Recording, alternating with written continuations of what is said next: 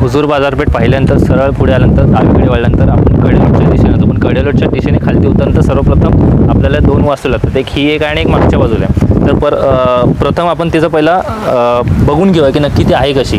हा प्रवेशद्वार आहे आतल्या बाजूला, ही कमान अजून सुद्धा तुम्ही पाहू शकता।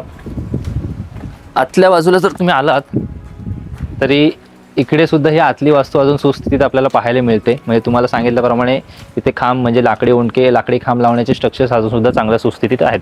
आता राहिला प्रश्न असा की ह्या वास्तूला नक्की काय म्हणतात, तर गोपाल चांदोरकर यांच्या मते ह्या वास्तूला त्यांनी धान्य कोठार असं नाव दिलेलं आहे किंवा संबोधलं आहे। आणि दुसरं म्हटलं तर इतिहासकार आप्पा परब यांनी ह्या वास्तूला दारुगोळा कोठार असं म्हटलेलं आहे। त्याचं कारण असं की ह्या बाजूला टकमक टोक आहे, बरोबर, आणि राहिली नागरी वस्ती आहे, तर इथे या पूर्ण प्रदेशाला दारुगोळा पुरवण्यासाठी म्हणजे समोरून जर हल्ला झाला तर त्या प्रदेशाला दारुगोळा पुरवण्यासाठी ह्या पूर्ण दोन्ही वास्तूंना आप्पा परब यांनी दारुगोळा कोठार असं संबोधलेलं आहे।